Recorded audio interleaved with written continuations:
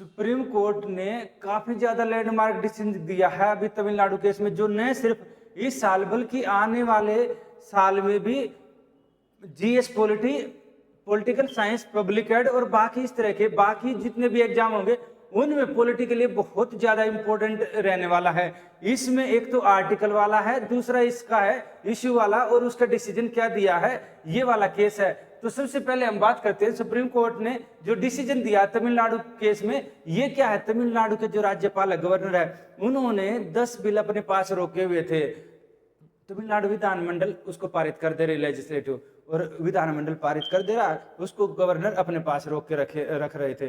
तो 2023 में तमिलनाडु सरकार ने सुप्रीम कोर्ट में एक याचिका दायर की, और उस पर क्या हुआ, उस पर फैसला सुनाते हुए अभी हाल ही में जो सुप्रीम कोर्ट है उसने डिसीजन दिया कि गवर्नर क्या करते हैं। देखो, गवर्नर को एक पावर मिली है अनुच्छेद संविधान के आर्टिकल 200 में, इसको बोला गया डिस्क्रिशनरी पावर, विवेकाधीन शक्तियां।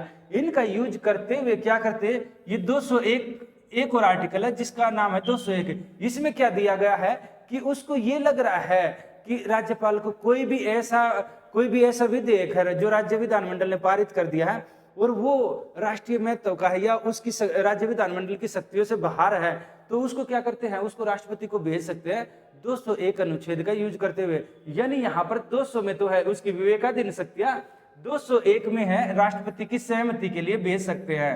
राष्ट्रपति उस पर सहमति देंगे नहीं देंगे वो बात अलग है। तो यहाँ पर केस क्या हो रहा था, इसमें क्या कर रहे थे जो तमिलनाडु के जो गवर्नर थे, राज्यपाल, अनुच्छेद 200 का यूज करके जितने भी जो विधेयक थे उनको राष्ट्रपति के लिए भेज दे रहे थे। और इसमें क्या हुआ, 2023 से सारे के सारे पेंडिंग थे।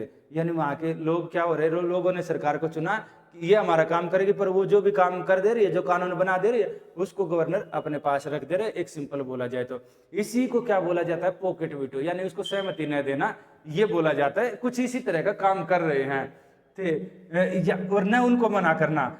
तो यहाँ पर क्या हुआ, यहाँ पर सुप्रीम कोर्ट ने एक लैंडमार्क डिसीजन देते हुए ये बोला कि जो राज्यपाल है ज्यादा से ज्यादा 1 महीने अपने पास रख सकते हैं, और 1 महीने के बाद अगर वो नहीं उस पर सहमति देते, नहीं इस तरह का काम करते हैं, तो उनको स्वतः पारित माना जाएगा। तो इतिहास में पहली बार 10 विधेयक ऐसे हैं जो राज्यपाल के बगैर सिग्नेचर के पास हुए, ये पहली बार हुआ है पूरे भारत आजादी के बाद के इतिहास में।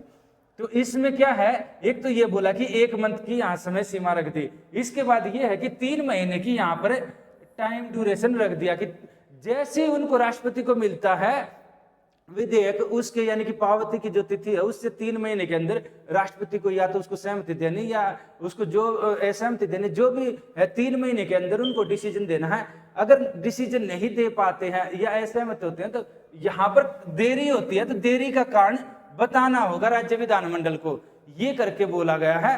और इसके अलावा इन्होंने 3 बातें बोली हैं।